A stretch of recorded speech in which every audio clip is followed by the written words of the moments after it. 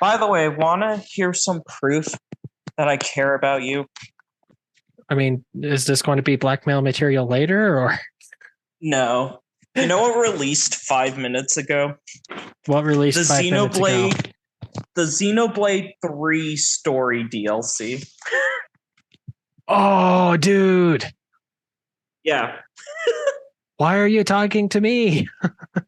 Because the podcast is important to you and I know it'd be fun. Oh, I feel super special now. Yeah, there aren't many people not play Xenoblade 4. All right, so I will try really, really hard to make sure this is more fun than well-developed video game DLC. Yeah, good luck. Shulk is in the DLC. Oh. It's an uphill battle for you, my friend. Hi, everyone. Welcome I'm to kidding, our of course. podcast. Don't worry, This is man. Garrett. He's the best friend ever. Yeah, I'm excited to see what you came up with, because you don't know. You don't know what I picked. No, I do not.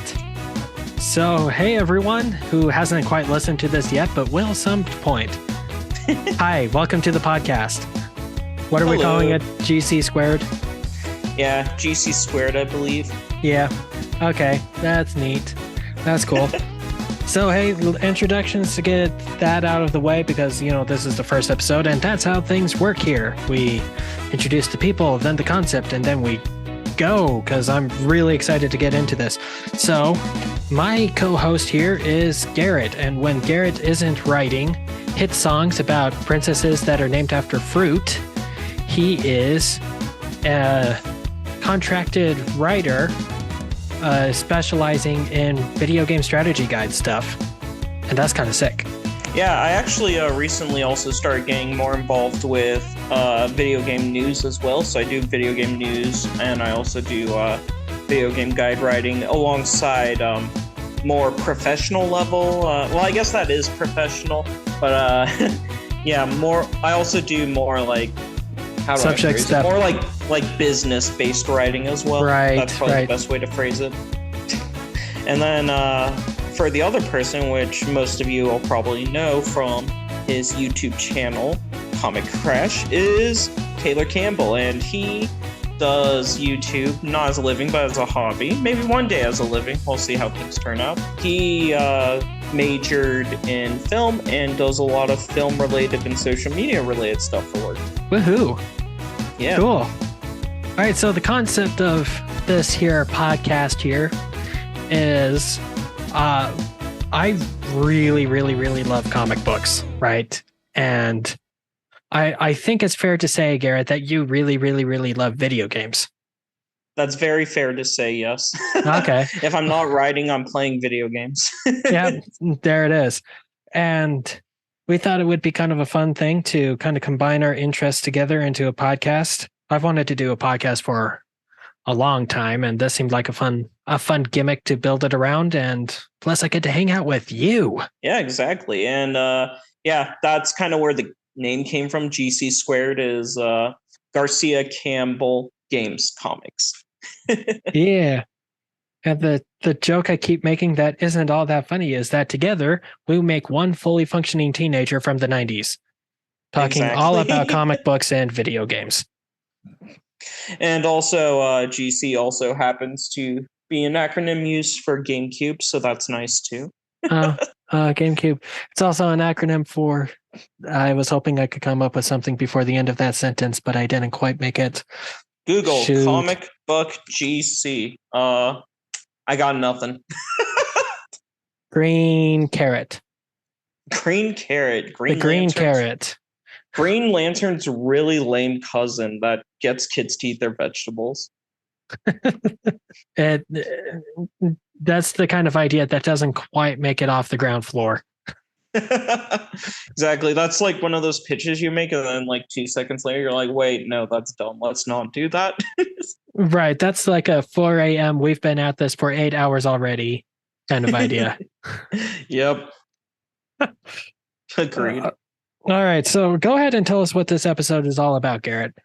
All right, so we were thinking about, how Marvel versus Capcom 3 is going to be at Evo this year, which is kind of crazy. So I made us start thinking about like video game and comic book crossovers, and we remembered at one point Mortal Kombat versus DC Universe was happening, and we were just kind of like, huh, that's interesting. It wasn't a very good game, but it was pretty popular sales wise. It sold really well, and we decided, if DC were to do a fighting game crossover now to compete with Marvel versus Capcom, what do we think would happen? Right. And what we did was Taylor came up with 20 characters from DC, and then I came up with 20 characters from a specific video game company that I haven't revealed to him yet to make it a bit of a surprise. And we're going to come together, reveal the 40 character cast, and then after that, we're going to also look into adding 10 total DLC characters, 5 from each side for this game. Now, I think it's worth mentioning here, real quick, that this. I could see people bringing up that Injustice exists and it has Mortal Kombat characters in it, but it's like it's not really a true studio crossover, and not even DC versus Mortal Kombat was, right? Because like that was just one game franchise up against, you know, the one comic book franchise. But this is really supposed to be the equivalent of what Marvel versus Capcom is. Yeah, that's a good way to phrase it, is that DC, Mortal Kombat versus DC was more along the lines of like when we saw Street Fighter versus X-Men back in the day. Yeah. Yeah. That's a good way to go about it. Yes. And on top of that, I did a little bit of research, and I guess there's been a lot of Justice League fighting games throughout time. It's like every time Marvel released a new one, DC kind of had like a thing that they tried to make that competed with it, but it was never quite as polished or quite as good. Mm-hmm. In the 90s, there was one for the Genesis that was a straight Justice League fighter where it was just them fighting each other, and it was a thing. And then, of course, we also already mentioned Marvel versus Mortal Kombat, not Marvel, DC. And then Injustice. There's Injustice 2. No word on Injustice 3 yet, which kind of frustrates me because 2 kind of ended on a heck of a cliffhanger. Yeah, NetherRealm Studios, the person in charge of that, I believe his name's Ed Boon. He actually is coming out more recently with Mortal Kombat 12 news. So we know Mortal Kombat 12 is the next game by NetherRealm Studios. But I know that Ed Boon has an interest in making Injustice 3. So hopefully we'll see that in the future, but we don't know yet. Their main project they're focusing on right now is Mortal Kombat 12. However, it is worth noting here that one of the Superman spin-off books, The Adventures of Superman, which stars Clark Kent's son, Jonathan, he recently got whammied into the Injustice world in the comic books. Okay. So, like, Injustice is still alive and well as a franchise. The comic book for Injustice did insanely well. They released a movie for it not too long ago. And the fact that they're bringing it back in a mainline DC comic book has created a lot of speculation as to like that game happening, Injustice 3. Oh, that's a lot of cool details I actually didn't know about. I didn't realize Injustice was a series that's still going on, but then again, I'm not as educated in the world of comic books like you are. Yeah, no, it's the Injustice comic book is like a very, very high selling comic compared to what comic books usually do. So Yeah. they're going to keep that going as long as they can. Well, I feel like Injustice is a concept that appeals to a lot of people because DC has always done a really good job of making a more dark and gritty story a lot of the time, from what I've noticed.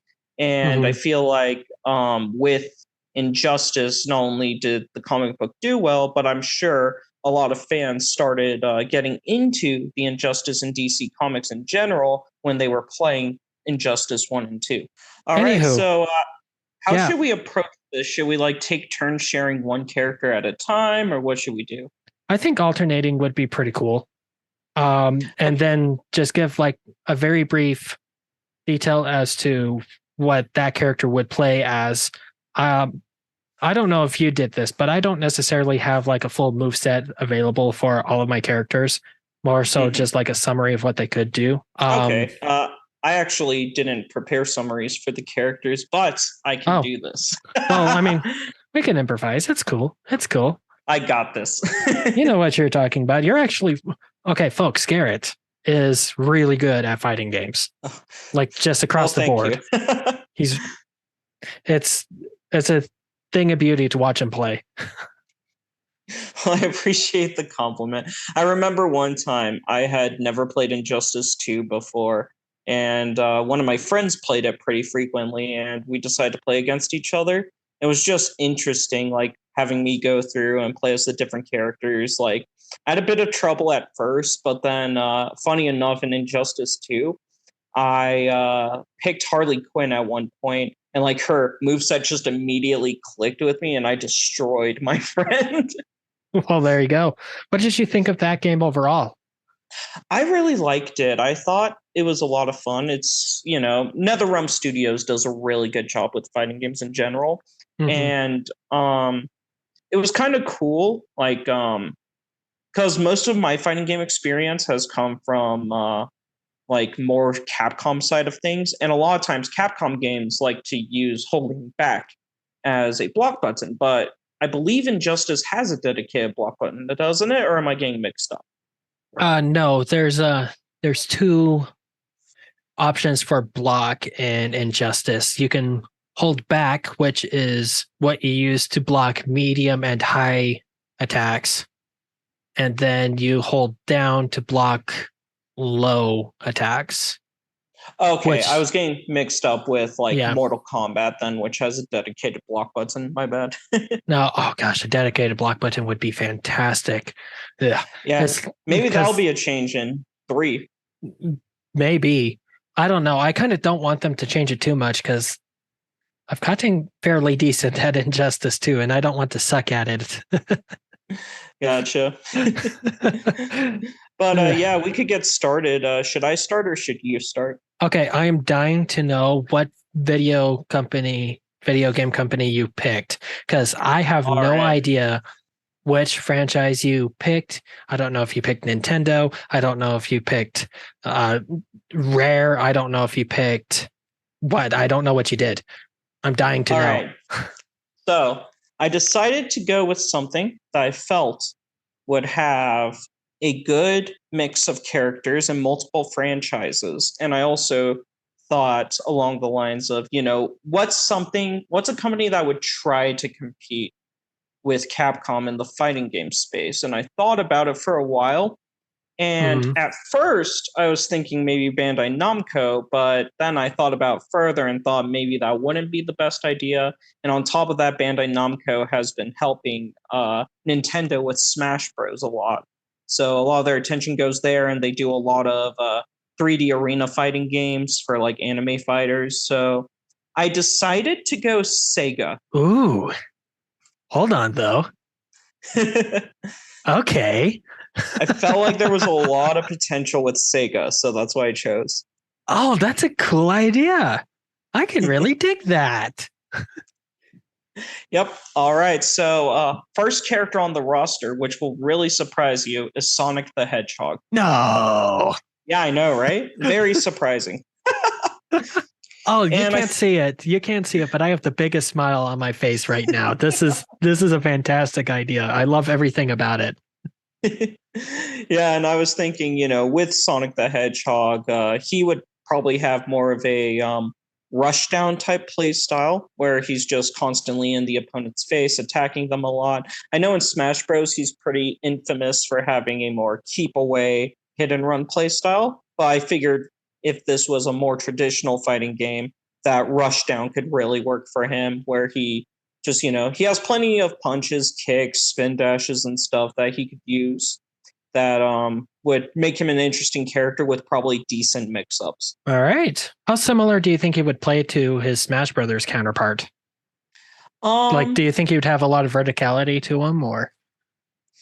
I guess whether or not he had decent verticality would be dependent on the type of fighting game this is. For example, if it's more 3D based, like Soul Calibur Tekken slash Virtua Fighter, then that wouldn't make too much sense. But if it was more of a traditional fighting game, like from the Versus series, like we see with Marvel versus Capcom, or like Blaze Blue Cross Tag Battle, or Dragon Ball The Fighters, then verticality could be a really useful tool for him, where he'd just get up high and maybe try to hit the opponent with some cross ups to trick him into trying to figure out, oh gosh, which way I'd block. Okay. Mm-hmm. Cool. Well, that's a solid start. I mean, you can't not put in Sonic if it's Sega. Right. Like that's the only character that Sega cares about. As more or less. All right. Cool. So I guess I'll go. All right. This also won't be surprising at all. But my first pick is Superman. Geez, who would have guessed? I love the guy. He's so cool. So Superman, I kind of envisioned him being like the Mario of the game, right? Like he's really well-rounded in like everything, but that's the thing. He's well-rounded. He's not top tier in any regards, but if you use him right, then you have a lot of tools available to you. Yeah. If that makes any sense. Yeah, I get you. Like more similar to like you see that a lot from him even in the Injustice games, where he has pretty good upfront fighting, but he also has decent zoning with his lasers. Yes, exactly. Like, not gonna lie, since Injustice is a thing, I kind of built like my impression of these characters a lot from Injustice. Now, for my next pick, I decided to go with this one because Sega does own this company and stuff connected to it. So my next pick is Joker from Persona 5. They own Persona? The company Atlas is a part of Sega. Oh. Yep.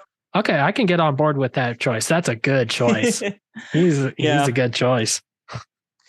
Yeah, I would kind of like to take a more similar approach to what we see in the Persona fighting games with him, where his persona functions more as like a separate button altogether that can be used for different spells you want to cast from the game. And then otherwise, I would say taking a similar approach to Superman, make him a more balanced character, because that's kind of what you see a lot in the Persona games, is Joker's more of this jack of all trades that can use various different personas and it has decent stats across the board. Yeah. Okay. That's very cool. I like that. Oh gosh, the Persona. I once got really curious, okay? And I found like one of those art AI things and just put in like what various superheroes would look like in the Persona art style. Ooh. And it's really sick. So like I can dig it. That, like if the whole game looked like Persona, I'd be extremely happy, except that's very niche, so maybe not. Yeah, fair enough. All right, well, who's choice? Sorry. Oh, thanks. Who's your second pick? This won't surprise anyone. It's Batman. Very solid choice. Makes a lot of sense. Batman sells games. So Batman is, in my mind, is a lot more martial. He's not necessarily the best at zoning. He does his best work when he's next to the opponent. Mm-hmm. And then, it's a combination of martial arts mixed with a lot of gadgets. Okay. Yeah, it makes a lot of sense. So a lot of stuff that we'd see from like similar to Injustice, I guess. Yeah, I mean similar to Injustice, but also just kind of like if I could somehow take the fighting style, the free flow fighting thing from the Arkham games and implement that in like a 2D space, that would be pretty sick. That'd be pretty cool. Yeah, I'm sure you could come up with some really cool combos with that approach. Yeah. Well, I mean, in the Arkham games, if you want to use a gadget, the gadget's always equipped to like you hold down one of the trigger buttons and then you tap one of the face buttons, and that's like the quick draw for that gadget. Okay. So something like that. And then if you're not holding down the trigger button, those attack buttons do other things. They're your block, they're your counter, attack, and whatever else you do. Okay, fair enough. All right. Okay, choice number 3. Give it to me. What's up? All right. Choice number 3 is Kiryu Kazama from the Yakuza franchise. Ooh, okay. So Kiryu is really interesting in Yakuza, where in the different games, depending on which game you're playing, he has different styles and like fighting styles he uses. So I could see him similar to, like, for example, Amaterasu in Marvel vs. Capcom. In the third Marvel vs. Capcom, Amaterasu could do button combinations to change what weapon she's using. And the different weapons change her moves. So we could do the same thing with Kiryu, where he can change his different stances. All right. Okay. Cool. So interesting you bring that up. Because I have a similar thought for my next one. Ooh, really? Oh, well, that's perfect timing. Okay, let's hear it. Okay. So my third choice is Wonder Woman. Because, I mean, you have to have the Trinity there. So that's the Trinity. Fair enough. And yeah, Wonder Woman would function fairly similar, actually. Like you could have her unarmed fighting options, but then you can switch off to a sword and shield based combat system. Ooh, it would also be kind of cool if you like could switch between. Okay, so make it fisticuffs, sword and shield, and then lasso of truth. Yeah, well, the lasso I would imagine would be part of the fisticuffs. Okay, fair enough. Or it could be like an option from, well, if you're holding a sword and a shield, you can't really hold a lasso at the same time. Yeah, fair enough. I don't know, but yeah, when you brought that up, it's like, oh, hold on, my person does that. There you go. Now, next on my list, I have Akira Yuki, who is the main character of the Virtua Fighter series. Okay. Now, Virtua Fighter, the 5th game got a re-release not too long ago, but it's obviously not as popular as like Tekken or anything. But the thing that makes it really interesting is that Virtua Fighter heavily emphasizes like fighting styles that are very true to reality. So, according to the internet, Akira uses a fighting style called Baji Quan. Sorry if I pronounced that wrong.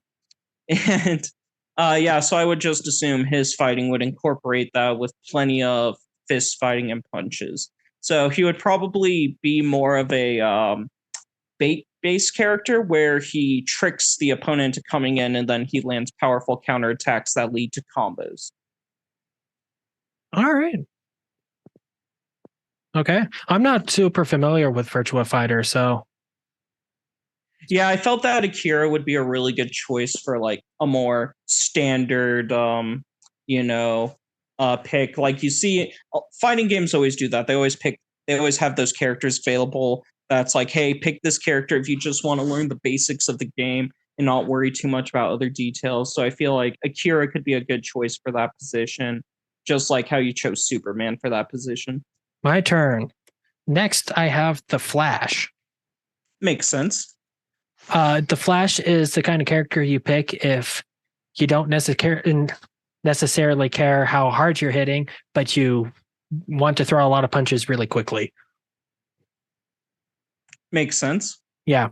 So lots of speed-based attacks. Sometimes he has lightning-based attacks, but it's mostly just,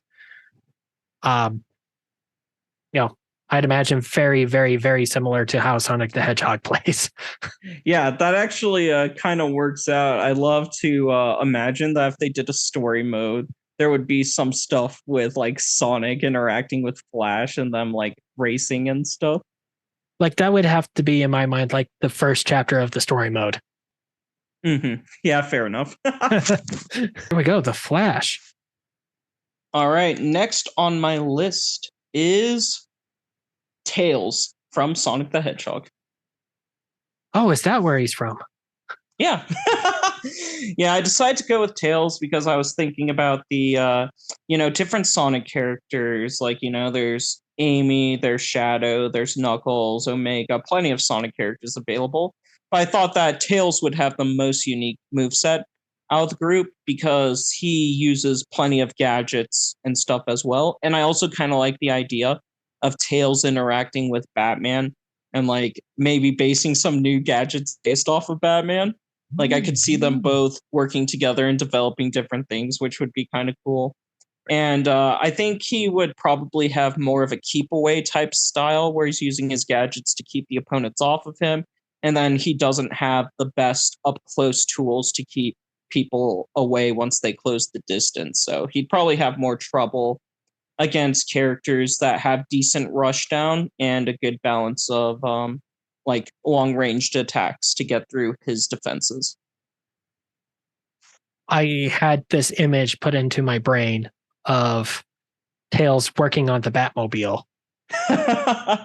And like he made the Batmobile like somehow like way better. And there's an alternate costume where he's wearing a Robin costume.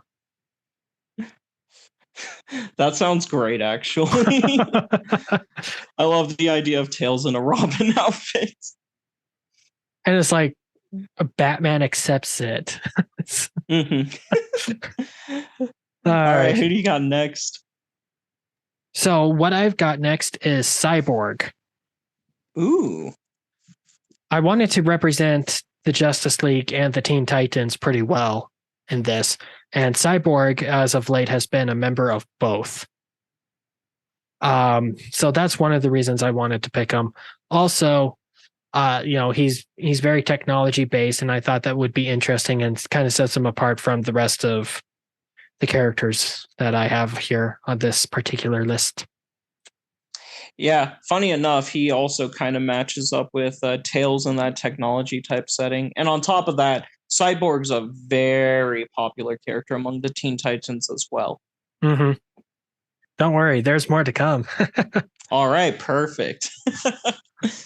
All right, next on my list, I chose Ryu Hazuki from the Shenmue series, however you pronounce it. Oh, that's the one where you walk up the hill. Yep, that sure is the game. Yeah, I've heard of that one. Yeah, I decided to go with a Shenmue since I felt like Ryu would have a pretty fun kit. I thought that he could be a fun mix-up character because in his games he has plenty of punch, kick, and grab moves. So since he has that good mix, I thought it'd be kind of cool for him to mix it up where he has a couple fast moves, a couple of hard punishing moves, and a few grab moves and evasive moves to help him close the distance. His range would definitely be his biggest weakness, but he would be a powerhouse like up in people's faces. Plus, he can carry library books. True. And do chores. Yeah. Take that, video game protagonist. All right. Okay. I've got next Nightwing. Okay. He's also, he kind of takes up the Robin spot a little bit as well. Mm-hmm. But Nightwing, he's slippery, right? Like he's an acrobat, and that's where his biggest strength lies. He's hard to hit is kind of like his big thing, but kind of squishy. Okay. When you get down to it. Yeah, makes sense. Just one of those more speedy upfront characters. Definitely a glass cannon type. And that's okay. Starfire. Not Starfire. Oops. Uh-oh, did you accidentally leak a character? I mean, every fighting game has that one character that gets leaked. You know what? Fair. Here you go. All right. My next choice is Bayonetta. SEGA owns Bayonetta? Yep. Cool. Yeah, so I felt she would be a good choice. Probably make her a very, very heavy combo character that gets in lots of hits, but probably doesn't deal too much damage with her hits. I'd like to see like an incorporation of like her witch time ability as like maybe one of her super moves as a counter hit. That'd be kind of cool. Okay. Give you a big punish and unique combos you can't normally do if you perfectly time a block against an attack with that special. That'd be kind of cool. And just I think she has a pretty solid move set to make her pretty fun at chasing people down while also having a little bit of keep away with her 4 guns. Okay. So I see your goth witch, and I give you Raven.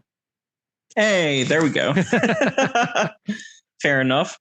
Right, Raven being insanely popular. I would say definitely the most popular of the Teen Titans characters, and continues to excel in that space. And yeah, she'd have a lot of comparable witchy powers in a lot of ways. Lots of summons, maybe portals, that kind of thing. Okay, cool. All right. You ready for the joke character? Sure.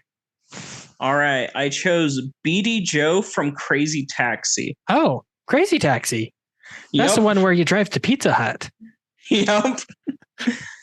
And while I say joke character, I don't mean joke in the sense of like a useless fighter like you see with like Servbot and Marvel vs. Capcom, but joke in the sense of like unconventional and really unique and funny moveset.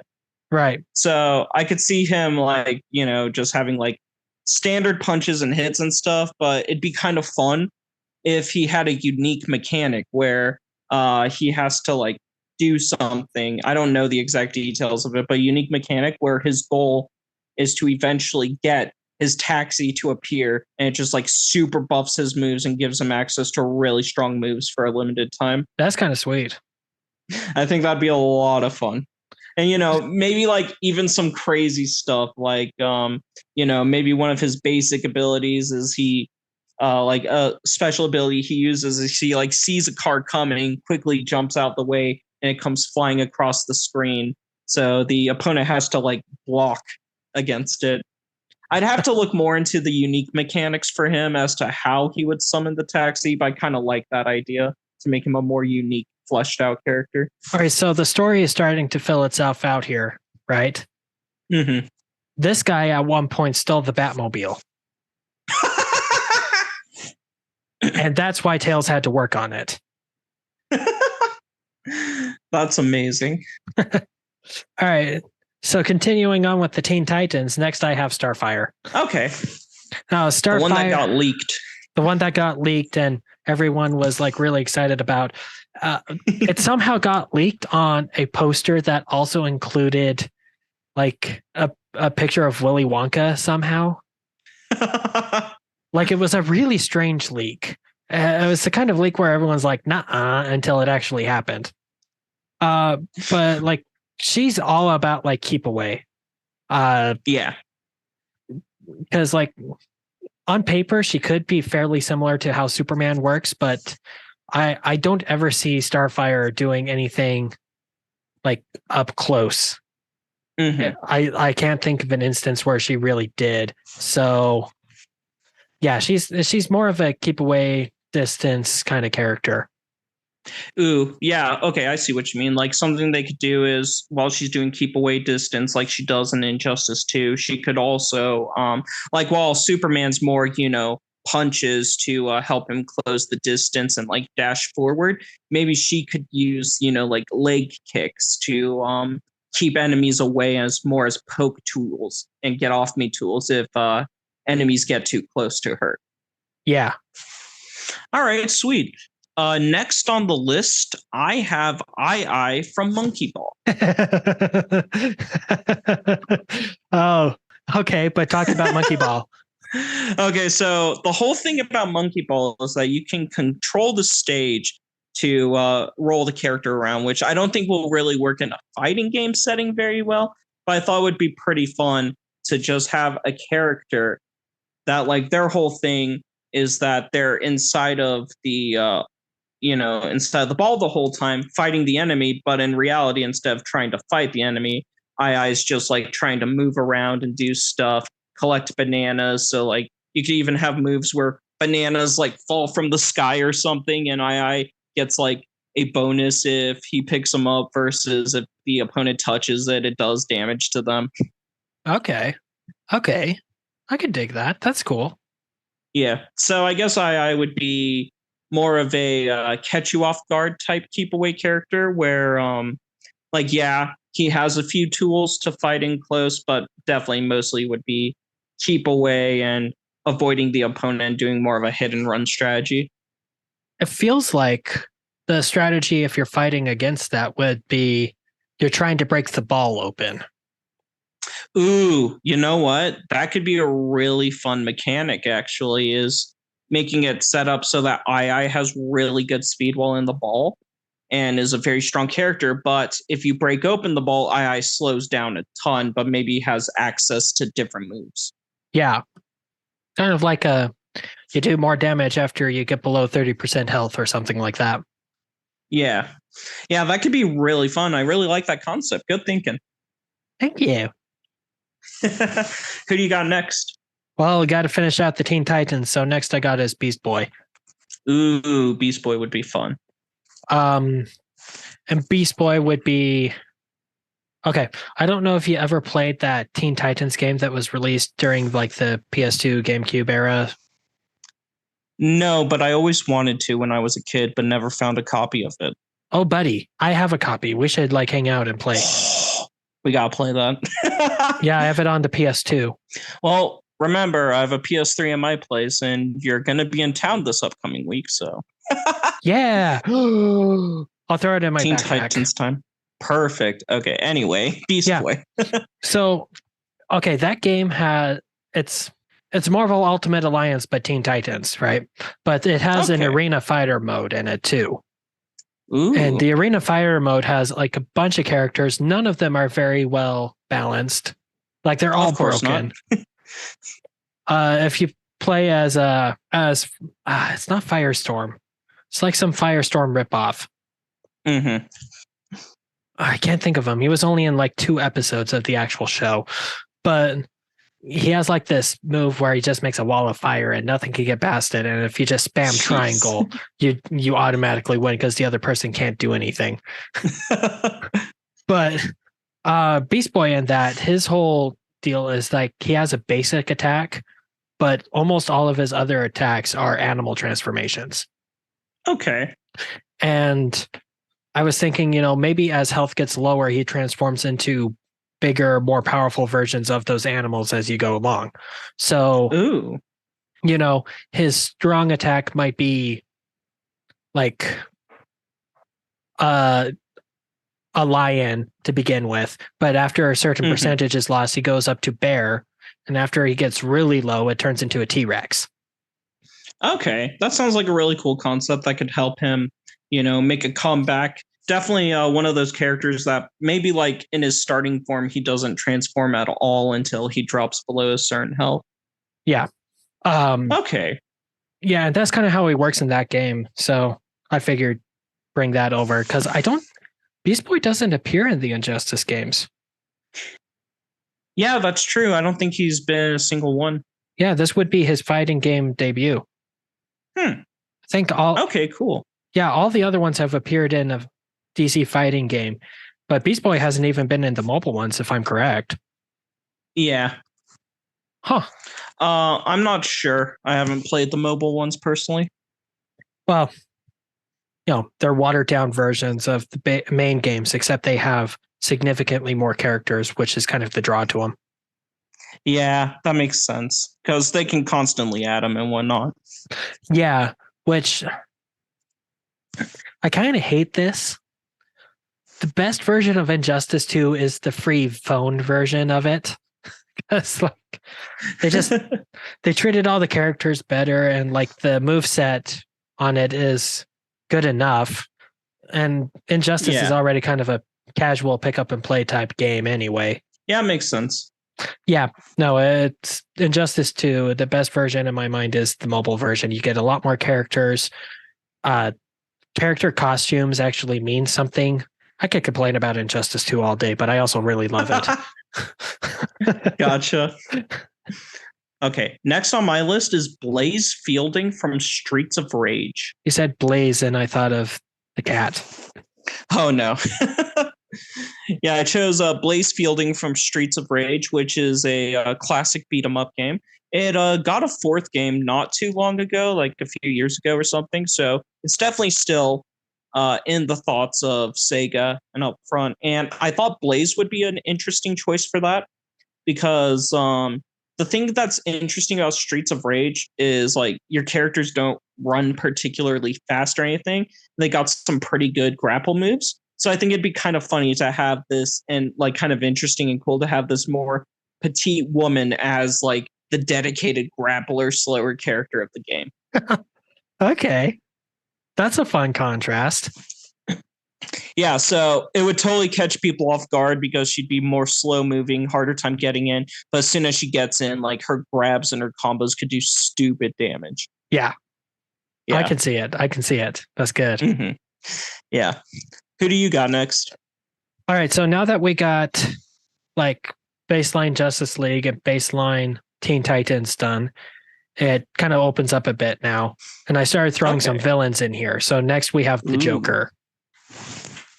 Okay, makes sense. Yeah, if you have Batman in it, you gotta have the Joker in it. Otherwise, people will whine. Exactly. Let's see. How would he play? The thing about the Joker is that like you can usually like do a either mix-up type character with him or more of a keep away with his like bags of tricks and different things he can do. Well, in Justice, the way they play him is he's kind of in Justice he's more of a keep away stuff because everything, all of his gadgets have like super big knockback. Mm-hmm. So yeah, I think that's what it would be. He's a oh, you got too close. I'm going to throw you onto the other side of the arena now. Yeah. He has a crowbar. Yeah. I remember that crowbar. Yeah, it has a crowbar. Yeah. Yep. Yeah, Jason Todd remembers that crowbar too. Oof. Yeah. Big oof. Actually, like the biggest of oofs. I cannot emphasize how big of an oof that is. Gotcha. Yeah. Okay, yeah. Joker, there's a lot of potential for sure in different ways you can approach it. Like you can do keep away or like just I feel like keep away would make the most sense for him because he probably wouldn't want to let these powerful opponents get close to him. Mm-mm. No, because he's just a dude. Yeah. We think. Fairly certain he's just a dude. Sometimes that's thrown into question. Yeah, it's kind of funny. He has some pretty strong like up close moves in Mortal Kombat versus DC Universe. Oh yeah? Yeah, the way they justify it is that there's this thing called the rage that empowers people, which is their explanation as to why like Joker can punch Superman in the face and deal damage to him and not break his hand. Well, that's better than what Injustice did. What did Injustice do? Okay, we're going back to complaining about Injustice. Uh-oh. So Batman developed a sweet, now we have superpowers equivalent to Superman pill. Okay. And all of the characters, do you know the story of the first one at all? A bit. I only saw the first few chapters of it, so I don't know too much. Okay, so super quick summary then. Batman enlists the help of a Justice League from a different dimension to come take down a tyrannical Superman. Yeah. And he gives all of the Justice League members from the other dimension I have a ton of superpowers and can beat up Superman pill. But it's dumb because fine, you want to make a stupid pill that makes things happen, fine. It doesn't mean that Joker's bullets are any more powerful. It doesn't mean Green Arrow's arrows actually hurt. Like, yeah, there's a disconnect. Yeah, I getcha. Okay, there's definitely plot holes there. That's the problem. Injustice is a video game first. It's a storytelling device second. Oh yeah, for sure. All right, Uh, next on my list, I have Selvaria Bless from Valkyria Chronicles. I've Now, heard of Valkyria Chronicles. yeah, Valkyria Chronicles is a really interesting game where it takes place in kind of a World War II, not Europe type setting where they have a bit more technology than you'd see there. It's really interesting, but it's definitely a heavy focus on war and tactics. And Selvaria is one of the villains from the first game, and she appears in the fourth game as well. But I think in the DLC. Anyway, so the first game though is definitely where we're going to focus our efforts, and she has a really huge like lance type weapon and also a giant shield. And her thing is she's a Valkyria. So because of that, she has like very strong defenses and powers and can shoot giant lasers and stuff that can blow up tanks. So, and she can also like fire like these magic shots from her lance as well. So I felt like she would be kind of a really cool slow moving keep away defensive type character that has like long reaching normals. So even though she does have the lasers and the like blasts and stuff, I feel like maybe she'd have a meter that she can only use it for so long, then she has to wait for that to recharge, and she would use her long hitting melee attacks from there to keep enemies away. All right. As soon as you described Valkyria Chronicles, I remembered what game it was because I'm pretty sure I've shown you it. Well, you've shown it to me. Did we start throwing around other people's names in the podcast? No idea. Well, yeah. I'm sure you can guess who else has shown it to me and in what capacity. Enough. Yep. So there you go. Who do you have next? Next, I've got Deathstroke, Slade Wilson. Okay. Very ninja type character. Lots of swords, katanas, as well as guns. So, he's kind of well-rounded in that respect too. Not a whole lot of vertical options, I would say. Mm-hmm.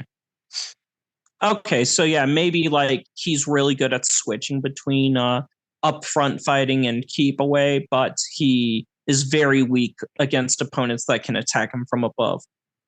Yeah, I think that would be a good way to go. Let me tell you. Yeah. Oh, sorry. Well, like all the characters. Oh my goodness. Sorry. No, it's cool. It's cool. Okay, my turn. Popcorn me. So I will say though, of all of the characters I fight against in the Injustice games, I have the hardest time with Deathstroke. Mm-hmm. Because I never know what to do with him. Do I throw him away? No, he has guns. Do I bring him in close? No, he has swords. Mm-hmm. Yeah, he's definitely the kind of character you have to bait out his moves and punish accordingly. But Deathstroke can be a pain to fight. Yeah, he'd be a very big favorite of very technical players. Mm-hmm. Yeah, so speaking of vertical distance and stuff, so I had just this funny image in my head of, Deathstroke's hard countered by Sonic the Hedgehog. Well, in the cinematic, Deathstroke fires off a ton of bullets and Sonic weaves between them. And pants him or something. I don't know. That'd be kind of cool, like imagining us opening cinematic that like they play just like when you boot up the game that just like showcases a bunch of characters fighting each other. I like that idea. Yeah, kind of like a PlayStation All-Star Battle Royale did that. Yeah, and it was cool. It was the coolest part of that game. All right. No. So maybe that's something we could talk about in the future. Don't know yet. We'll see. We'll see. Lots of things we can talk about. Yep. All right. So next on my list is Thomas Rogan from House of the Dead. Okay. I imagine this is a horror game. Actually, yeah, it has horror elements, but it's most famous for being in arcades as a first-person shooter. Oh, that's where elements in it. Okay, I swear I've heard that before. You've definitely seen House of the Dead if you've gone to arcades before. Yeah. Okay. That's right, because like Sega does a lot with arcade, like coin op arcade machines. Yeah. And I thought it'd be really cool to have Thomas Rogan in there as a keep away character with guns that also utilizes zombies appearing and like attacking the enemy as he barely dodges out of the way and whatnot. I think that'd be a cool mechanic. Ooh, Though that is maybe cool. maybe to make it more true and to avoid him being overpowered to the arcade game is he has limited shots and has to find a moment to reload. Okay. So it's just that's kind of like a cooldown then on that ability. Exactly. Neat. All right, your turn. My turn. Harley Quinn would be the next All right, one. Harley Quinn. Harley Quinn sells video games and Yep. t-shirts and movies and anything she appears in. And yeah, it's important. It's an excuse to have Tara Strong's awesome voice work. Yeah, we could bring Tara and Everything Strong back. Hold on. Yep. Tara and Everything Strong already voices at least one other character on my list. Oh, double dip. Yeah, she's Raven. Oh, right. She is Raven. Yeah. And I could see her also being like two other characters on my list. Maybe three. Oh no. It's all good. Oh, well, that's what she gets for being extremely talented and having the voice of a chameleon. Fair enough. Like you show me Timmy Turner and Harley Quinn and Twilight Sparkle, and I would, if I didn't already know, I would have never guessed they were the same person. Exactly. All right, but that's who I got. You know, hammers, so really heavy up close. Mm-hmm. Kind of slow up close as well, but Yeah, has a pretty good dodge. Yeah, she'd be one of those interesting characters where she's probably fast moving, but her moves have a lot of startup on them. Yeah, because you don't just swing a hammer, you have to like mean it. Exactly. Yeah, so that's who I got. Who's your next? For my next one, I decided to go very, very early days of Sega for some more earlier day representation, and I chose Alex Kidd. From Street Fighter. No, Alex Kidd's from Alex Kidd in Miracle World. Oh, see, that was going to be my second guess. Okay. Yeah, and Alex Kidd, he's just like your basic 2D platformer. Like that's the kind of game he's from. He actually has an interesting ability where when he punches, he can shoot out like this moving projectile from his fists. So I think he'd be kind of a character that utilizes projectiles and also the different enemies from his games as part of his moveset, since you can only do so much with a character that's mostly starred in 2D platformers. You have a lot of spawners. Yeah, that's a good point. No, I mean, it's not a bad thing. It's just I'm looking over my list. I don't think I have any. Let's see. Spawners. I think, yeah, because I have BD Joe, Thomas Rogan, and Alex Kidd. That's 3. Yeah. Yeah. Oh, well, hold on. I think one of them could be. Oh, no, we're not there yet. Doomsday. Yeah. Ooh, Doomsday. The monster that killed Superman. Yep. So he is slow, but he hits like a truck from space. Makes sense.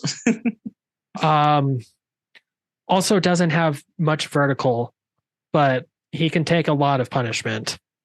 Mm-hmm. And that's his thing. If you want to drive a really slow tank, you would pick Doomsday. Okay. Yeah, makes sense. Yep. All right. Next on my list, I have Gilius Thunderhead from Golden Axe to go with the more old school arcadey type characters. Okay. So he's a buff old Viking with an axe. Okay. That sounds incredible. Yeah. So he would also be a more slow, up in your face, hits hard type character, but has trouble getting in. And yeah, I think he'd be kind of fun. Nice to have that older representation in the roster. So I decided to go with him out of the various Golden Axe characters. All right. Very cool. Mm-hmm. Who you got next? Green Lantern. Makes sense. Good choice. Yeah. So the Green Lantern would have a lot of. Now, he would summon up different weapons. I'm kind of thinking similar to how Beast Boy was working, Uh-huh. where the more damage he gets, the more powerful stuff he brings out. Okay. And, every button combination would be connected to a different construct that can scale up. Mm-hmm. Or like if you build up some kind of score in the game, if you could spend maybe some of that score to upgrade a power early, but Okay. like that's kind of his deal. He makes Yeah, fair constructs enough. that get more bigger as time goes on. Yeah, he could be a pretty unique and fun character, and he fits in with, fighting games. So there we go. There you go. All right. Next on my list, I have Beat from Jet Set Radio. Cool. That's so, cool. Yeah, I imagine his combos would be references to the different like moves and grinding and stuff he can do. And I also kind of like the idea of maybe incorporating a bit of Inkling based inspiration where like he can, graffiti different things in the Jet Set Radio games. So maybe if he like sprayed graffiti on the enemy, they take like extra damage from him or something. Okay. I like lots that. of sliding lots of sliding around and cool movements utilizing his rollerblades for sure. So I have a quick question about the game as itself. Is this going to be one of those that's like a 3-on-3 fighter, or is this a 1-on-1? Ooh. Or is it a combination? Like, could you pick one or the other? I like the idea of that's what Skullgirls did, There was a fighting game called Skullgirls where you could choose to either play as one character, 2, or 3. Okay. So I don't know if it'd be too much infringement to copy that approach, but that'd be kind of cool. Otherwise, I think like a 2v2 or a 3v3 would work because it encourages people to play as, multiple characters from both sides. Yeah. Like depending on how in depth we wanted it to be, we could follow the Marvel versus Capcom 1 approach and have like you pick 2 characters and then you get a third assist who's not a playable character. I don't know. There's multiple possibilities with this. What do you think would work the best? Well, I'd like to think that there's a customizable arcade mode. And then there's the story mode. And in the story mode, it's 1-on-1 because it's the story mode. Yeah. And then in arcade mode, you have 2 options. You could do a 1-on-1 or a 3-on-3. Okay. But like, I think that'd be kind of cool. I'm not sure if like switching characters is like a major mechanic that necessarily affects the game too much, other than now you can have your main and your pocket together, Okay, I see. So maybe like it is 3-on-3, but instead of like tagging people in for assists and switching out characters, it's more like a team battle mode where it automatically transitions to the next character in your lineup. Maybe. And the Injustice mobile game, the mobile games, both of them are 3-on-3. And you're able to swap between the 3 characters as needed. Okay. But like the mechanic there is that status effects work differently on other status effects. So there's like an actual mechanic built around it. So I don't know. Okay, fair enough. Yeah. I'm not sure exactly how would approach that, but I kind of like the idea of choosing either 1-on-1 or 3-on-3. Yeah, multiple game modes available. Why not? Why not? Fair enough. No worries. All right. What do you have next for us? Hey. Hello. We're in the last 5 of the base on each side, so that's interesting. Don't you have 6 left? Well, 1, 2, 3, 4, 5, 6. We're close. We're almost to the last Fair 5. enough. Captain Cold from The Flash. Fair enough, Captain Cold. Environment manipulation. So he makes the floor slippery. He also can like create stage hazards like falling icicles and shields and stuff. And failing all that, if you're in mid range, he can just freeze you with his freeze gun. Yep, fair enough. So a lot of stuff we'd see like similar to how he played in Injustice.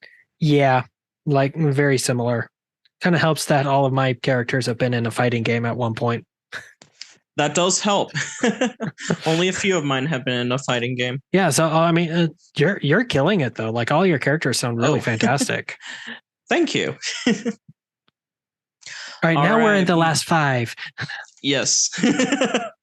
All right, next I have Rolf from Phantasy Star 2. Okay. All right. This was Sega's crack at a JRPG that took place in a more futuristic setting, but also still incorporated like magic and stuff.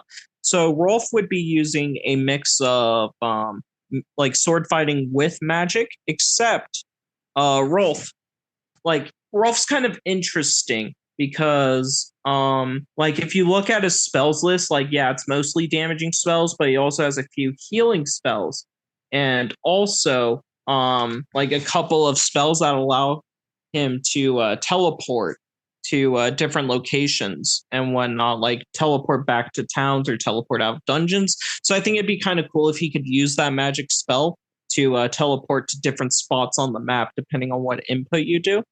So he'd have like decent magic, maybe like close to mid-range magic to avoid being overpowered, as well as plenty of solid sword strikes.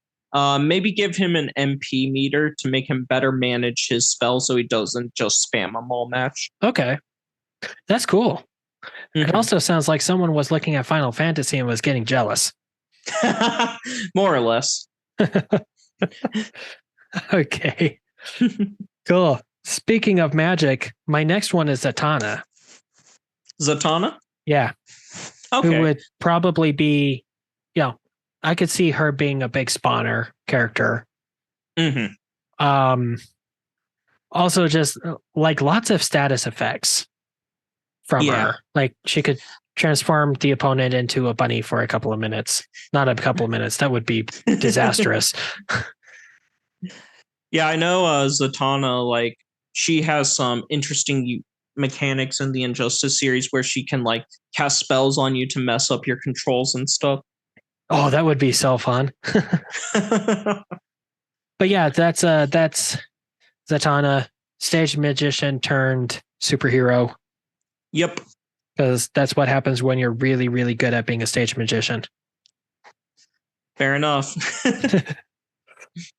So going off of JRPGs, the next one on my list is Vice from Skies of Arcadia. Hey, I've heard of that. Yep. I'm sure you've heard of that before. I've heard about that a lot. Vice in Skies of Arcadia, he deals pretty good physical damage, and his magic's not the best, but he has some pretty good magic that gives him status buffs. So I could see him, like, instead of like casting magic to deal damage to enemies, he'd more so cast magic to adjust his stats and give him slight boosts, or to change the elemental effects maybe on his sword. Mm-hmm. So you could do that as well. And then I definitely think most of his damage would come from his special moves that you can just utilize in different ways, similar to how he has that SP pool in his game. Yeah. So yeah, Vice would definitely be, I think, a fun, more sword-based character. I agree. Pirates. Yep, pirates. I played a little bit of that one. Mm-hmm. I enjoyed it well enough, but I'm not much for turn-based games. But I can see the appeal. Yeah, fair enough. And I think he'd be really fun in a fighting game setting. I agree. I think he would be. Plus, he's a pirate, which is kind of fun. Yep. Cutlasses. He has 2 cutlasses. Yep. Because why have one when you could have 2? Yeah, it's kind of interesting though, because his one cutlass works more like a tonfa and is like more for blocking. All right, who do you got next? Okay, so I got the Red Hood, Jason Todd. Okay. So, poor guy over here. Mm-hmm. So his melee attacks are going to be extremely similar to. They're going to be like a combination of Batman and the Joker as far as his Okay. melee attacks. In that he also has a crowbar. There you go. And then distance wise, so like martial arts with a crowbar. But then like distance wise, lots of gunplay. Not a whole lot else distance wise. So like he's a Deathstroke at a distance, but up close he's Batman with a crowbar. Yeah. So what? He was just like, he dealt with that situation. Was just like, hey, I see how effective crowbars can be. Dude, yeah. Okay. I'm sure you have not seen this movie. You have not seen Batman Under the Red Hood. I have actually. Oh. Yeah, Did you like it? Yeah, I enjoyed it. I had a friend that was really big into Batman, and it was on Netflix at the time, so we watched it together. That's probably Batman's second best animated movie. Yeah, it was really good. It's a good one. I should watch it later because it's good. But yeah, he has a poor man. He has a crowbar. Yeah. He uses a crowbar quite often. Actually, it's like his revenge weapon, I guess. Yeah, fair enough. Okay, yeah, that make for a more interesting character though. Yeah, well, it's like he's also fairly popular within the Batman community, and he's fun. I like him. So. All right, next character I chose is because this character is super popular in Japan. And it's Arlie Nadja from the Puyo Puyo series. Now, yeah, I'm sure you're sitting there like, what is this? Yeah, I have no idea. So Puyo Puyo is a puzzle game where the idea is you get different colored pieces that fall down and you want to connect them together and have them clear each other out and just stacking different combos with these colors. It's That's actually That's like Tetris with extra steps. Have you ever played Dr. Robotnik's Mean Bean Machine? No. Okay. Well, Puyo Puyo. Well, yeah, that game is based on Puyo Puyo. Anyway, yeah, it's a very popular puzzle game in Japan. And Arlie Naja, she's like this chibi little ninja character. So I think it'd be kind of fun to have her in there as a representative, where most of her attacks would be like up close, fast, like in people's faces using her katana. And then like for the Puyo Puyo reference, having her utilize Puyos for her special moves. Okay. I can dig it. Plus, it's a fun cartoon character. And that's exactly. Fun. Next, I got a Static Shock.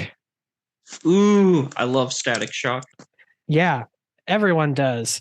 And poor Milestone needs more love. Yeah, so Static, lots of electricity stuff. So you have a bit of environment manipulation there, as well as, he could like throw discs and stuff around.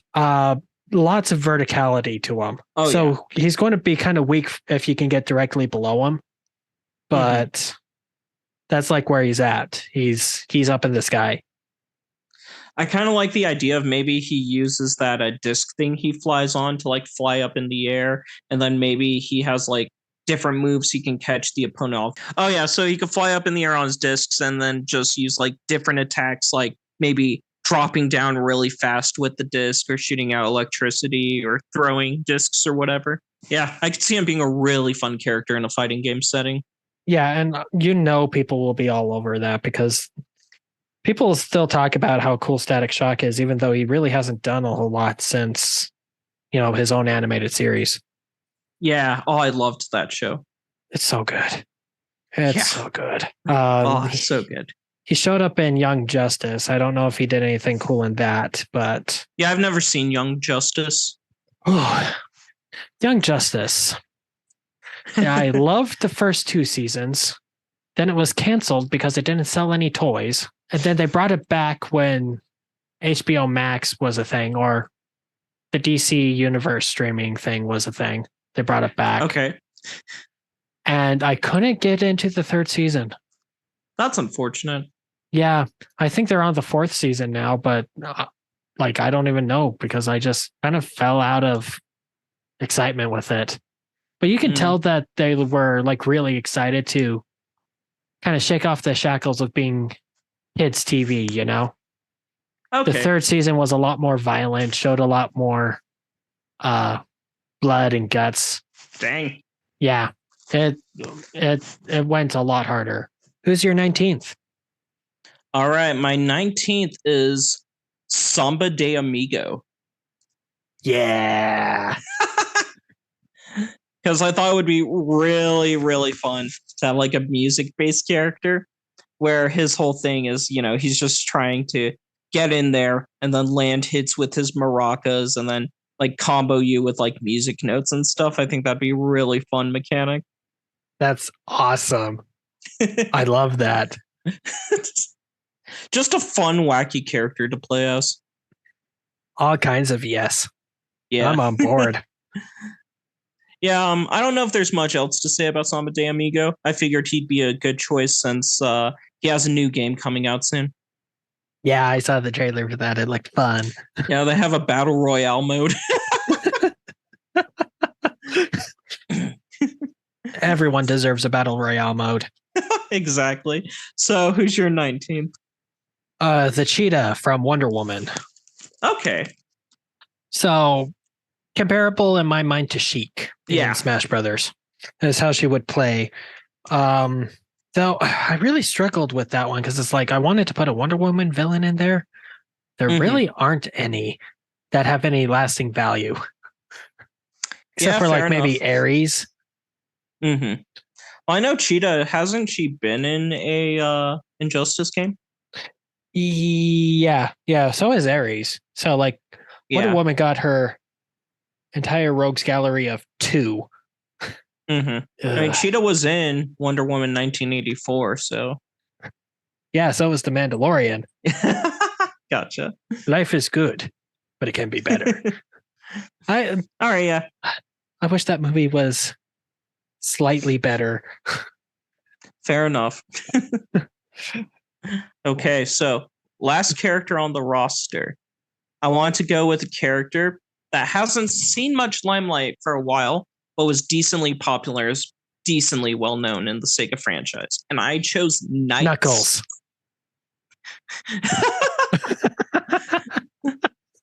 Okay, no, Knights, not Knuckles. I chose Knights, if you know Knights. Yeah, I'm aware. I know Knights. Yeah. So I was just going to say Knights, like, Sega's always left Knights' gender kind of vague, so I'm just going to refer to Knights as they, because I don't know what else to say. Fair enough. Yeah.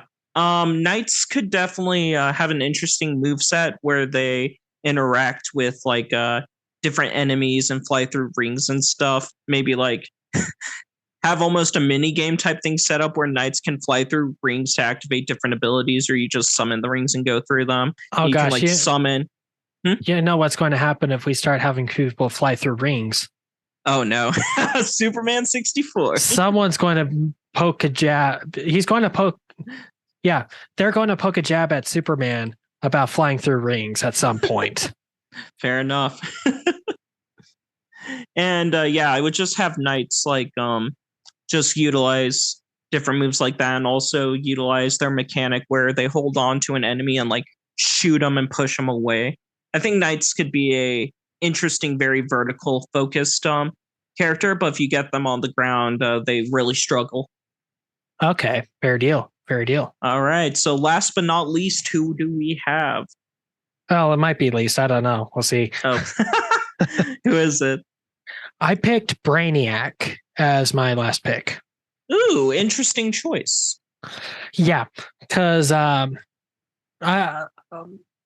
personality-wise, Brainiac would by far and away be the most chill of the bunch. Because he really just has no emotion, which I think it would be an interesting contrast against my varied characters of various personality. Yeah. So there's that. Also, just like, technology is kind of fun. He would play like a more extreme version of Cyborg. Okay. Like a lot more technology focused and more keep away focused, Yeah, a lot probably. more technology focused. A lot of keep away. Very, very menacing. Like he'd Mm-hmm. almost be like a horror movie and the kinds of things he does with technology. Okay, makes sense. So that's my 20. And that's your 20. Yeah, Cool. so that's 40 characters we got there. That's enough characters to have a fighting game and have options. Yeah, I know, right? Like So people do could we have want favorites. Yeah, it's true. Do we want to try and tackle DLC this time, or what should we do? I'm down to go for the DLC. All right, so we're gonna come up with 10 DLC characters altogether, 5 from each side. Yeah. Perfect. All right, so immediately, one character I think would be a great choice for DLC would be Ulala from Space Channel 5. Ooh, I'm aware. Yeah, that's a character that people reference a lot. I think coming up with a move set for her would be very difficult, especially on the spot, which is why she would need to be a DLC character. Is they would need more time to flesh out and plan out the character. Sure. That Yeah. makes sense. Okay. Um, I don't know. Do you have any like Sega picks you would like to see as DLC personally? That's a good question. I appreciate that question. Of course. That's a good discussion to have. So, Sega character that could be DLC. Well, it turns out Sega's a lot bigger than I thought it was. For first Really? thing. Did I introduce you to a lot of new franchises this time? Well, a lot of new franchises and also some franchises I didn't think they owned. Fair enough. Like Persona and Bayonetta, for example. I had no idea those were Sega. I thought they were just something else. Yeah. So, fair enough. so I think Dr. Eggman would be interesting. Ooh, yeah. It would make sense for or Shadow the Hedgehog. Okay, I kind of like the idea of Dr. Eggman more as a character and maybe Shadow as a Sonic costume for DLC. Okay. Okay. Yeah. I can dig it. Yeah, I feel like Shadow would play super similarly to Sonic, and Dr. Eggman would give us more options with like a character. Yeah, like I'm thinking like a lot of mechs, a lot of robot spawns. Yeah. That kind of thing. Someone I think would be a good choice, I think people would flip out over this, is if Goro Majima from Yakuza was a DLC character. Okay. Yeah. He's a pretty crazy character that's super over the top and is obsessed with Kiryu. Definitely more of a like villain type character, so I think he'd be a lot of fun to incorporate into the game, and he would definitely be someone people would pay DLC for. Because that's the thing, like you also have to have characters that people would pay for. Exactly. Well, did you already say Rystar? No, I didn't bring up Rystar actually.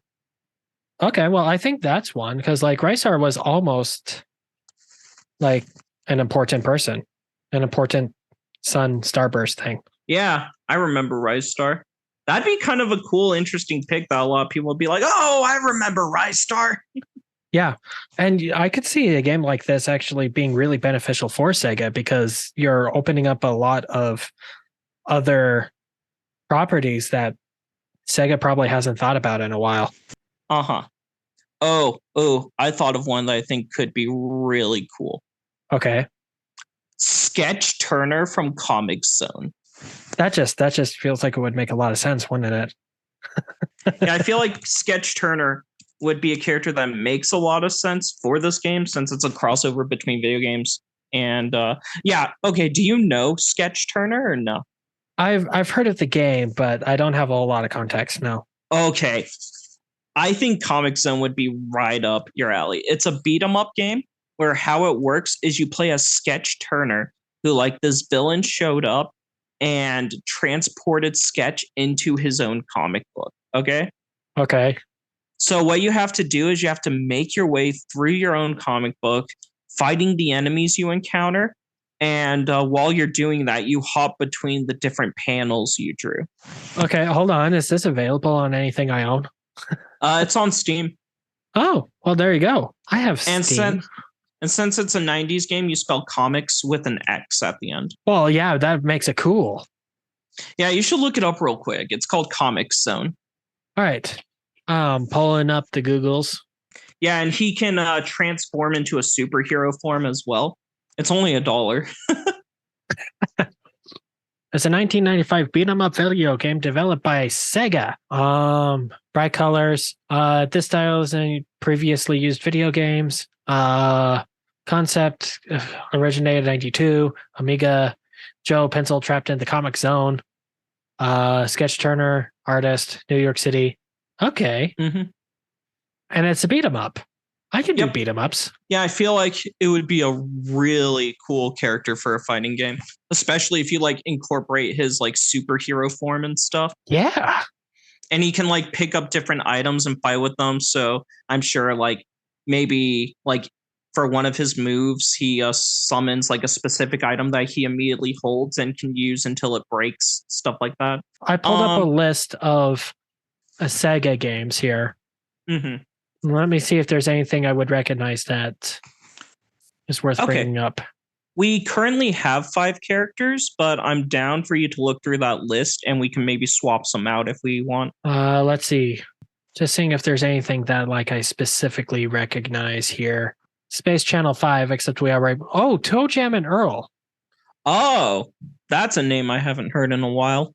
World Series Baseball. Yes! Virtua Cop? I actually don't know that one. Oh, it's like it's an arcade game. Okay. Let's see.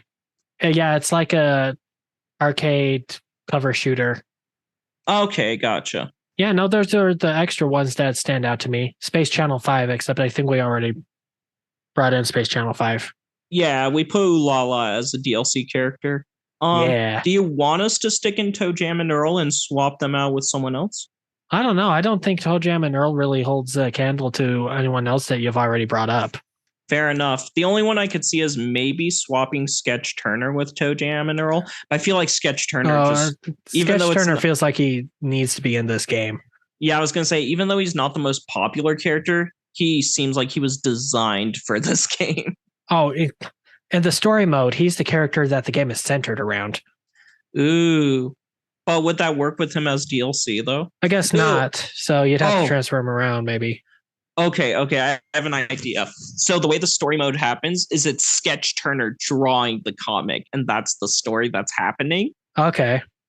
And then for the DLC reveal trailer, it shows him getting sucked into the world, like what happens in his game. Okay. Yeah. So that's how we would explain him as the DLC. I can dig it. Mm-hmm. Now we do the DC side. So we could take a similar approach where you mostly lead it and then I make suggestions. Sure. All right. So when I came up with these DLCs, I was thinking of like characters who kind of have a similar allegory to someone who's already in the main roster. So would probably need some refining, as well as characters I think people would be willing to buy the DLC for. Yeah. As well as some characters I think could really use a good popularity boost and would be beneficial. Okay. First on my DLC list, I suggested Supergirl. Okay. Though the danger there is obviously she has the same powers and moveset as Superman. Yeah. And even in the Injustice 2 game, she plays rather similarly to Superman. Mm-hmm. So I'd actually be okay with dropping Supergirl, but seeing as how she's getting a big boost in popularity recently, being in the Flash movie and such, I feel like keeping her in would be a good idea. You know? Okay, well, how about we keep her there for the time being and see if we want to replace her with someone else later? Sure. All right. Next, sorry? I was just going to say, I feel like we are heavily missing some Aquaman. Oh my goodness, you're right. There is no Aquaman. Oh, well. I would be down for Aquaman, but do you think he would be worth putting in for DLC? I think he could be, but I feel like it would also kick out one of my I wish this character got more love options. Ah, okay, I see. Yeah, that's the struggle I have with that. But like Aquaman, he is relatively popular again because of Mr. Momoa. Yeah, makes sense. So that makes a lot of sense.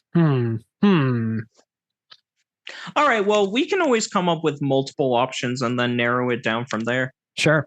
All right, my next option is we got Dick Grayson and we got Jason Todd in the game, so I wanted to put Tim Drake in the game. Okay. As base Robin, and he's more of a detective character and less of a combatant, so I don't know how that could be incorporated in like as a moveset. Yeah. But it would round out almost the whole Bat family. There's going to be some Damian Wayne missing. But that was kind of the struggle I was running into, right? Like I could probably fill up the full 20 characters with Batman related characters. Yeah. And I didn't want to do that necessarily. Yeah, it can be kind of hard to find that right balance. And since Nightwing is kind of already Robin, like Tim Drake was one of those where it's like I felt better about sacrificing him from the main lineup than the other ones. Yeah, that makes sense. But that was one option. Another one I came up with is Icon. I have no idea who that is. Yeah, that's why I want to put him in there. Fair enough. Let me describe this to you, okay? Let me describe this character. You've never heard of anything like this before. Far away in space, an alien community explodes, sending one tiny rocket carrying a tiny infant towards Earth. Yes. And this alien will shapeshift into the first, to incorporate ideas from the first person it sees. And that's just like its identity. Icon landed in America right before the Civil War. Okay. And was found by an enslaved black woman named Miriam. Okay. But he's also kind of like immortal. Like he just kind of lives forever. So like he literally started in the hardest position you possibly can. And by the time we get to the modern era, he's become like this huge captain of industry. Okay. But then after meeting his sidekick Rocket, he decides, you know what, I should probably start being more of a superhero.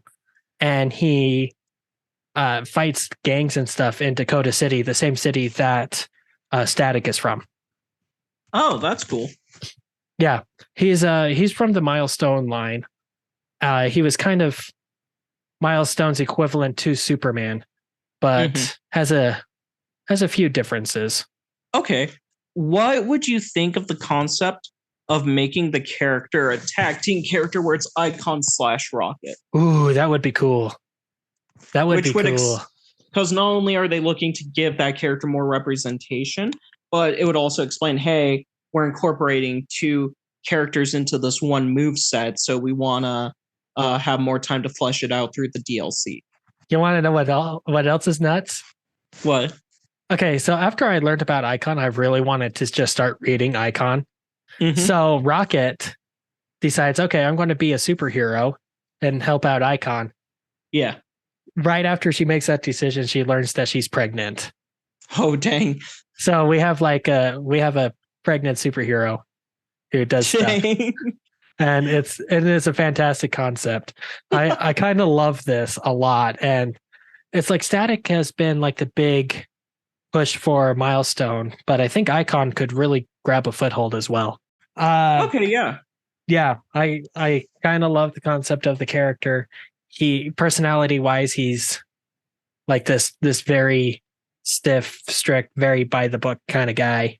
And I was doing some more reading up, and to hide the fact that he's kind of immortal, he just keeps pretending to be his own son. So That's amazing. now he is on like Augustus Freeman the Fourth. That's great. And his whole deal is that he's marooned on Earth and he's waiting for Earth technology to catch up with his own people so he can go back home. Okay. Did you have any other character ideas you wanted to throw out? Yeah, two more. Okay. So next would be, felt weird that Lex Luthor wasn't part of the main lineup. Yeah, fair enough. So he was one of my DLC options. And Livewire, who is no idea who that is. Yeah. Well, let me describe her. So right. Livewire is a shock jock in Metropolis. And her whole deal is to try and just stir up controversy and make people angry about things they don't need to be angry about. Okay. i.e. Superman. And so she just complains about Superman. And while at a rally during a lightning storm, Superman shows up and tries to get her to shut her rally down because the lightning storm is getting too dangerous. And she's like, nuh-uh. And then she gets electrocuted and gets electricity powers. Fair enough. Because that's how that works. Cool character. Original to Superman the Animated Series. Mm-hmm. But eventually did span into comic books and got a live action appearance in the Supergirl series. And I think she was in Smallville as well. But cool character. I would love to see her become like more of a main antagonist to somebody and not just like, because like lately she shows up in the comics as kind of just the random nuisance that shows up occasionally. Gotcha. It's like, oh no, Livewire's back out and doing stuff. That's okay. We can take care of this in 3 pages. Okay, so you'd like to see her fleshed out more. Yeah, I'd like to see her get a little bit more love. Okay. I thought of 3 other potential characters if you want me to throw them out. Gimme. All right, first, Power Girl. Yeah, okay. Yeah, I think she's fairly popular, pretty cool character overall. Yeah, she's next popular for reasons. Yep. Next is Shazam. Shazam. Because, Shazam's decently popular, recognizable. Yeah, he was mentioned in Spider-Man. And then last one's kind of my more out there picked that I think would be kind of fun. Crypto the Super Dog. Oh my gosh, I love it.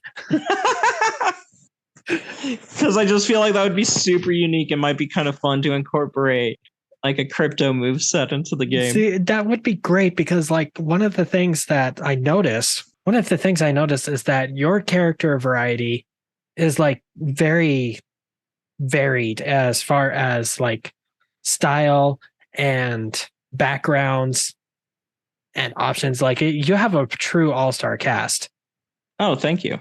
And then like I kind of feel like mine are maybe different in like personality and superpowers, but they all kind of come from the same place almost, which I guess is kind of the danger of doing a crossover game like this. Well, another thing you got to keep in mind though is that with video games, they're very much kept separate a lot of the time, while comic books, like within their own medium, see a ton of crossover, Do you find that that's a problem in Marvel versus Capcom? Yeah, it's pretty common in Marvel versus Capcom as well because there's so much crossover.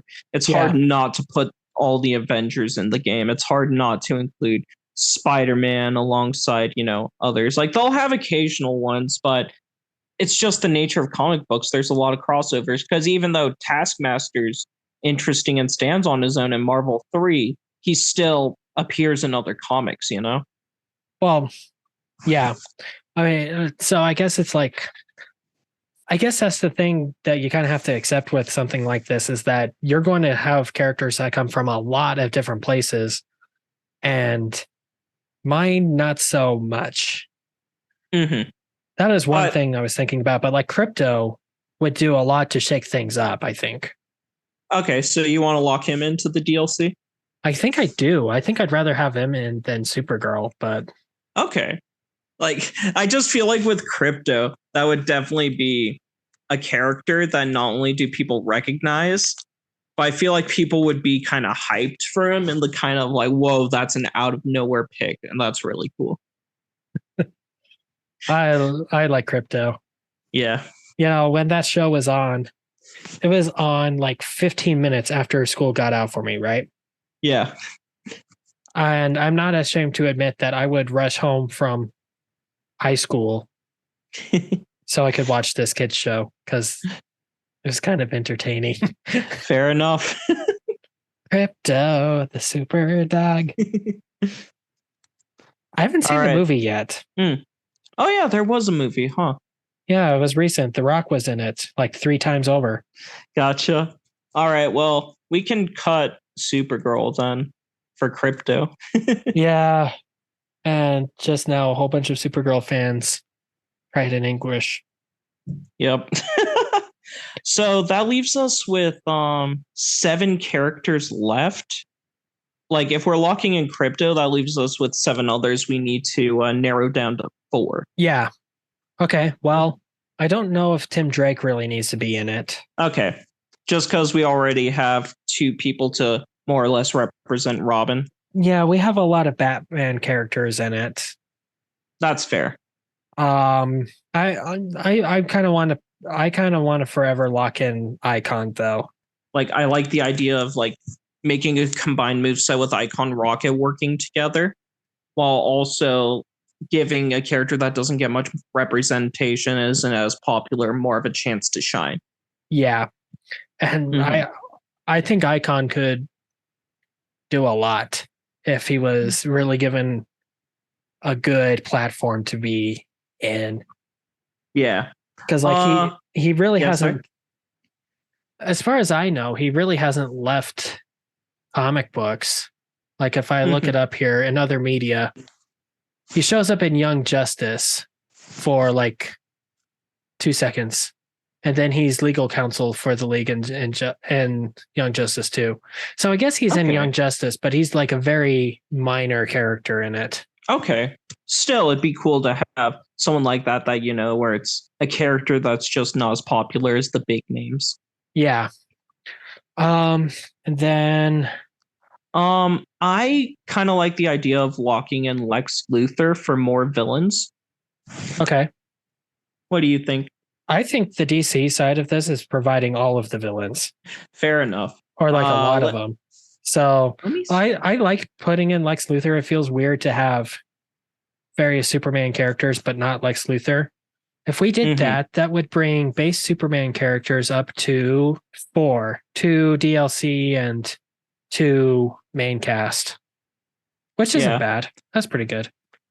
For what it's worth, looking it over, the base cast on the Sega side has 1 villain character in Selvaria, and then we bump it up to 3 by adding Goro Majima and Dr. Eggman. Okay, there you go. So not great villain representation, but decent. Definitely more of a sequel, add more villains type situation, because it's difficult to add villains when you don't always have their main character counterparts that are more popular, you know? I agree. Yeah, like it's hard to justify putting Sephiroth in Smash if Cloud wasn't already there. Yeah, or as we saw here, it's kind of hard to justify putting in Dr. Eggman if Sonic's not in the game. Yeah. That leaves us with Crypto, Icon/Rocket, and then Lex Luthor locked in. So that leaves us with Aquaman, Livewire, Power Girl, and Shazam. So choosing 2 from that group. Oh, okay. You're right. Aquaman needs to be in it. Mm-hmm. But then I'm more inclined to drop Power Girl since we have those very powerful like characters already being represented by like Icon and Superman and stuff. Yeah. The tricky thing with Power Girl though also is that Power Girl is very rarely her own character in anything. Gotcha. Because she's literally Supergirl from another dimension. She's the same person. Oh, I didn't even realize that. Yeah. Is this the part where we break for a quick background history? Heck yeah, we do. That's the sound effect now. Perfect. So So DC very early on developed the idea of the multiverse. And the multiverse characters we've got Earth 1 and Earth 2 were the primary ones. Earth 2 was all of the characters who were active during World War II and onwards. Earth 1 was all of the current contemporary characters. Okay. Now, Superman existed in both, though Superman was significantly older in Earth 2 because he was around during World War I, not 1, 2. Okay. And Supergirl from that dimension showed up a bit later in Superman's life. And he and Lois kind of adopted her in a sense. Mm-hmm. Now, during the Crisis on Infinite Earths, when the multiverse was compressed down into one Earth, Power Girl was left behind and ended up on what they call the New Earth, which was the resulting event of the Crisis. Okay. And lost all memory of who exactly she was supposed to be. Okay. And so she ran around as Power Girl, not knowing that she was actually a clone of Supergirl, which Jeez. was around, but like she wasn't really a part of like Superman's life after that point. Power Girl, but she's Supergirl. So it's hard to justify her as her own person. Yeah, I see what you mean. And on top of that, Crypto's taking Supergirl's spot, so it only makes sense to also take Power Girl's spot. Yeah. So if from there, that leaves us with Livewire and Shazam. I want to put in Livewire because I want to put Livewire in. Hold on, let me do a calculation. We have 1, 2, 3, 4, 5, 6. I think I'm going to pull this card. We have 6 women in the total lineup. 7 if you count Rocket. So is that from both sides or just yours? That's just mine. Okay. So I kind of want to put Livewire in, if nothing more than just to kind of help round that out a little bit. Okay, fair enough. And like I said, as another electricity character, I think she could be interesting, especially if you deviate her from how Static already works. Yeah. Okay, sounds good to me. Cool. And Shazam is kind of a ripoff of a lot of the strong characters anyway, too. Like you were mentioning, we have a bunch of those. Yeah, that's true. We need more variety. Cool. All right, cool. Well, it looks like we came up with a lineup. Yes, we did. So let's talk about the game itself for a little bit. Mm-hmm. Do you think this is a thing that could actually happen, like in real life? Anything's possible, but I think it's highly unlikely. Okay. And my reasoning for that is because, I feel like if DC were to dip its toes back into the fighting game genre, it would stick with Injustice because that's what's seen success. They've tried other fighting games in the past and haven't seen much success from it.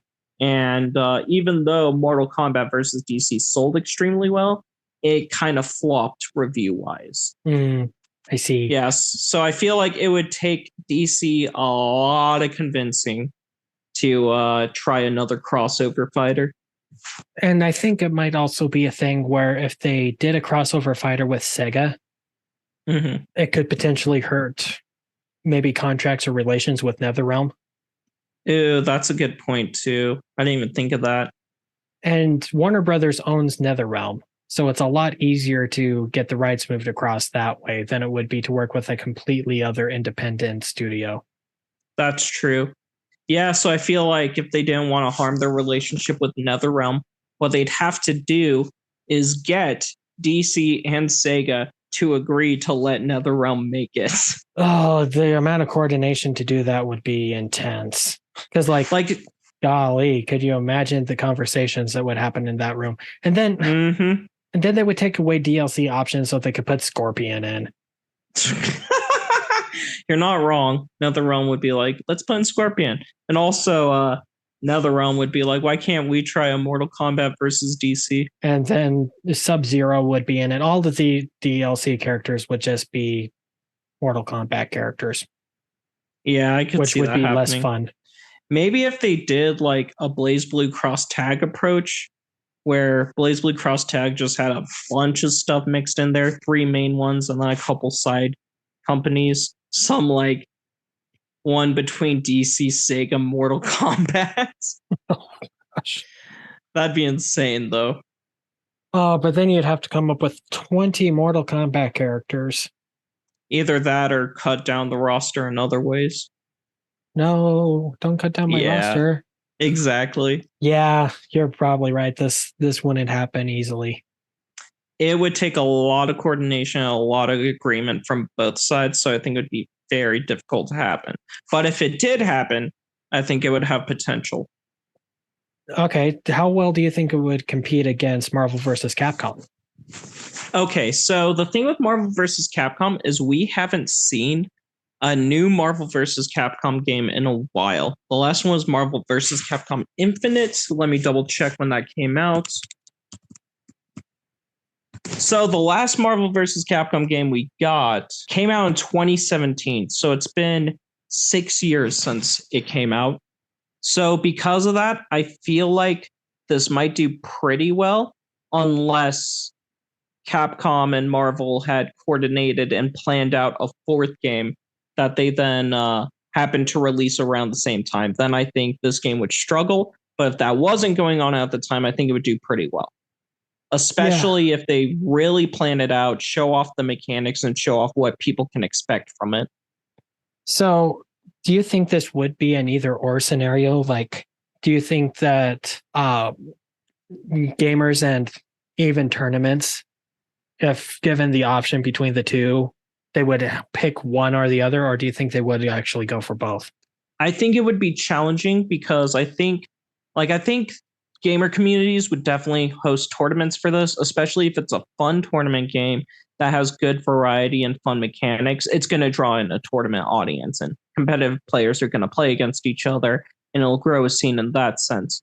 But I think it would be very hard to have both Sega, DC, and Marvel versus Capcom at the same events. Not only that, but also because EVO, one of the biggest fighting game tournaments in the world, is now hosted by Sony.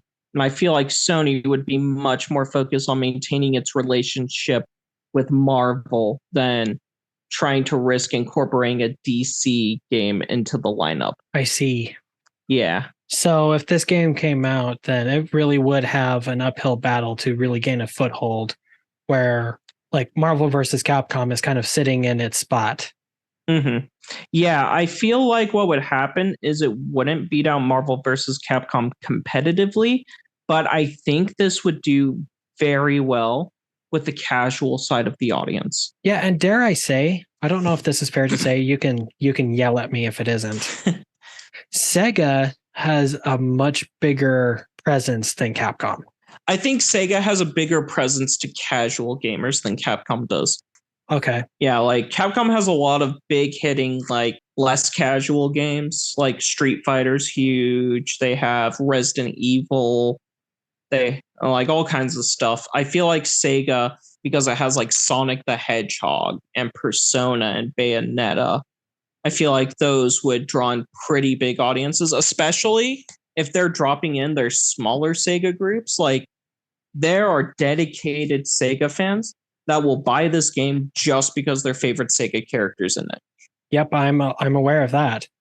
Yep, like for example, I'm sure Streets of Rage, Crazy Taxi, Monkey Ball, House of the Dead, Jet Set Radio, Skies of Arcadia fans would all pick this up, even Knights fans, just to be able to play as some of their favorite characters in a fighting game. Right. So I mentioned this. I think this could be a really big boon for Sega if they did it. Just bring out all of these characters people haven't thought of in a while, and it could lead to bigger things. But yeah, there are very passionate fans out there that I think would be super down to see more representation of their games and will buy these games just to support those franchises. I agree. However, on the flip side, I don't see this doing a whole lot more for DC Comics than what Injustice has already done. That's very true. I feel like the only way DC would agree to this is if they were very hands-off in how much they had to commit to it. Well, I'm looking at the list that I came up with. And it's like all of these characters are relatively popular. Yeah. And all of them, not all of them, but a good chunk of them have already been in Injustice. Mhm. So it's like if they wanted to do this, it'd be like, sweet, we're putting in all of our really popular characters, but it's not necessarily going to make them any more popular, you know? Yeah. Like no one's going to become a bigger Joker fan because of this game than they would have anywhere else. However, the one that I think would be affected by this is Static Shock. Mm-hmm. Just getting him out in the public again would do a lot for him. But that's the only popularity benefit I could see from DC's end, unless they were very confident they could dethrone Marvel vs. Capcom. Mm-hmm. So I guess the question then becomes, do you think DC would use a roster that primarily had popular characters, or would they want to throw in some more lesser known characters? I think that would all depend on like preliminary market research. I see. If the SEGA characters themselves can pull their weight as far as getting people to buy the game, then I could see them being willing to put a less popular character in the lineup. But if the characters are already, like, here's how I would conduct the market research. I would go around as Warner Brothers DC Comics and ask people what they think about a SEGA fighting game. And if a SEGA fighting game would do well, then I would say, okay, hey, SEGA, turns out you guys are bringing in a lot of clout. So I'm going to pull out Deathstroke and I'm going to put in the Condiment King or something. I don't know. but put in like a lesser character. But that would be the dependent factor. Yeah, I think you're right. It would be very dependent on how much the big names can draw people in. So we'd be looking at Sonic the Hedgehog, which I know Sonic fans love Sonic. So tons of Sonic fans would definitely pick up this game just because Sonic's in it. I've met people who have bought Smash Brawl through Ultimate just because Sonic's in the game. Kiryu Kazuma for Yakuza could pull in a pretty good amount. Joker from Persona, that could gain a lot of attention. Bayonetta, I think, as well. But I'm not sure how much the others would pull in, though. And, okay, in my heart of hearts, I don't believe that Joker would bring in as many people as Batman. Yeah, very true. Like, that's the other tricky bit with this, is that like DC's popular characters are really popular. Then Sega's popular characters are popular enough. Yeah. I feel like the only one that could reach that same level of drawing attention is Sonic the Hedgehog, which, go figure, is the face of Sega. Yeah, exactly. So it's like that's part of it, is like you have a huge popularity gap. That kind of forces DC to have to use more popular characters to help sell the game. That's very true. Yeah, I feel like the only way this would work out is if it showed signs that was going to sell well, and then DC was like, okay, we'll give you access to a bunch of popular characters, but we're going to let you handle like all of the game creation and we'll do our own thing. Yeah. That way they're not like, their own company is not committing to it a ton, you know? They're just licensing out the IP. Exactly. Which DC does. DC does license out their XP and their EP pretty well. It could happen. I don't think it's likely, though, is the summary. I agree with you. All right, cool. Well, that was a very fun first podcast episode. Yeah, take that, universe. So thank you all for joining us for this fantastic inaugural episode. Now I get to take it home and edit it together and boost it and all that stuff. We'd love to hear your thoughts. So, contact us with your thoughts, put them in the comments or whatever else. I guess we'll see you next time. Garrett, do you have any wise words of wisdom to leave our people with? So first I want to say thanks you all for listening in to our podcast. We appreciate it. it's always fun to share different ideas. And as Taylor was explaining, leave your comments, say what you want to say, and feel free to even give us suggestions of different topics you'd want us to tackle regarding comic books and video games. And of course, if you suggest something and we decide to talk about it, we'll mention you in the podcast episode and give you credit for making the suggestion, because we're always down for more ideas. We have our own ideas, of course, but we're always down to do things that talk about things that people want to hear, Yeah, do our work for us. Tell us what to do. I'd say it's less so them doing the work for us and more so just like tackling topics that the audience wants to hear. As for words of wisdom, do your best to chase after your dreams, do what you want to do. People will tell you can't do something, but you can. That's what happened to me. Many people told me you cannot make a living writing. I make a living writing. So do what you want to do. You're going to get more joy out of life if you're doing things you want to do with your work. I concur. All right. Well, I think that's it for our episode, so we'll catch you guys next time. All right. Thanks a ton. Bye. Bye. Thanks for joining in on GC Squared. Whoa. Hello, Garrett, my old friend. Hey there. I've come to talk to you again. Da, da, da, da, da, da. Da, da, da.